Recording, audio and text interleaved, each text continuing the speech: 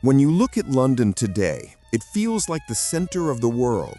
Glass towers, electric lights, money moving through invisible veins. But if you peel back the layers, you'll find a story that began centuries ago. A story written not in ink, but in debt, dreams, and determination. This is the story of how Britain built its money power. How a small island learned to move gold, rule trade, and influence the world not just through armies, but through finance. And it all began with one desperate question. How do you fund a war when your coffers are empty? The year was 1694. England was at war with France, and King William III was running out of money. Taxes couldn't cover the cost of gunpowder or ships. Creditors didn't trust the crown anymore. That's when a group of merchants came up with a daring solution. "We'll lend you 1.2 million pounds, they said, if you let us form a central bank. That bank became the all-powerful Bank of England, not just a vault for coins, but a machine for power. It could print notes, issue loans, and, most importantly, give the government the thing money truly runs on: trust. That trust fueled Britain's wars, its industries, and eventually, its empire. The pen that signed that deal did more than fund a battle. It rewrote the history of money. The 1700s gave birth to a new kind of revolution, one fought not with swords, but with steam. Britain's landscape changed overnight. Fields turned into factories, rivers turned into power. Imagine a young inventor in Birmingham with an idea for a steam engine. He needs money for metal, workers, and tools. So he goes to a banker, and the banker, smelling opportunity, lends it. That simple handshake becomes the spark for progress. As the Industrial Revolution roared, finance became its fuel. Local banks popped up across towns.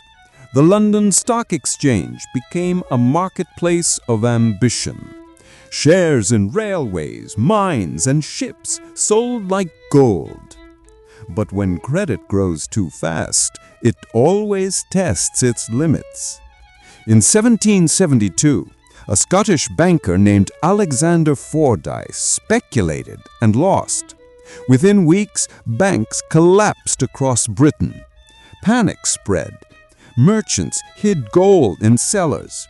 And for the first time, London learned that financial crashes could be just as destructive as wars.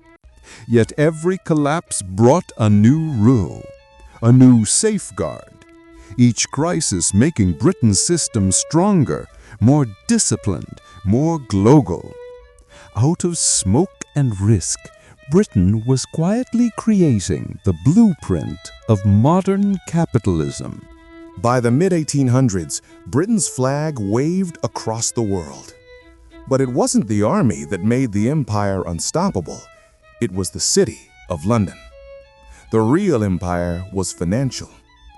In India, British investors funded railway lines that carried cotton and coal, not just for trade, but for profit. In Africa, insurance companies and mining funds, backed by London capital, dug deep into the earth. Every ship that left Liverpool carried more than goods. It carried debt, investment, and interest rates.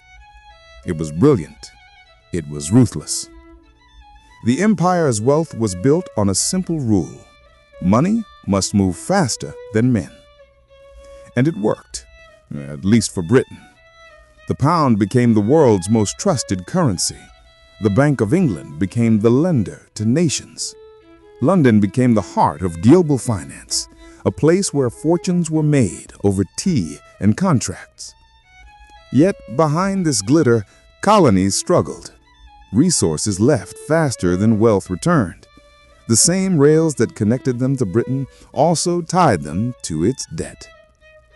It was an empire of power and paradox, one that made Britain rich, but also sowed the seeds of future imbalance. The 20th century arrived with thunder. The First World War changed everything. To fight, Britain borrowed heavily, selling bonds, taxing citizens, even using gold reserves. When the war ended, victory came, but at a price. Britain was drowning in debt. Its industries were exhausted. The world it once financed now financed itself. The pound sterling, once as good as gold, began to tremble. Then came 1929, the Great Depression. Factories closed, unemployment soared, confidence cracked again. And before Britain could recover, World War II erupted. London burned under bombs. The Bank of England's vaults became shelters. Money lost meaning when bread and safety mattered more. After 1945, victory returned, but the empire did not. Britain turned to America for help. The Anglo-American loan, $4 billion, kept the lights on, but it also marked the shift. Britain was no longer the banker of the world. Yet, as always, it adapted. The empire of colonies faded, but a new empire, the empire of finance, quietly took its place. The 1980s were electric. The world had changed. Faster communication, faster money, and London was ready to lead again.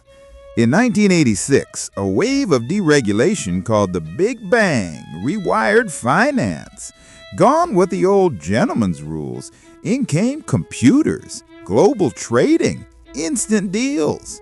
Money now moved at the speed of light from New York to London to Tokyo in seconds. London was reborn, not as an empire of ships or steel, but as an empire of screens. The city boomed, fortunes were made, but the line between smart risk and greed grew thin. People began to believe the system could never fall, until it did. 2008, a year written in red ink. Banks collapsed. Credit froze. The financial empire trembled. The Royal Bank of Scotland, once worth more than any British company, needed a bailout of £45 billion. It was a reminder that no matter how advanced, the system still ran on one fragile thing: human trust. And when that trust breaks, money itself loses meaning. But even in crisis, Britain rebuilt again, slower this time, more cautious, more aware that finance must serve people, not the other way around.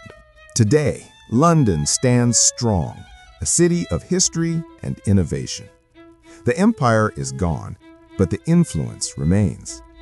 Britain now leads in green finance, sustainable bonds, and digital banking. From coal to code, from paper money to crypto, the story continues.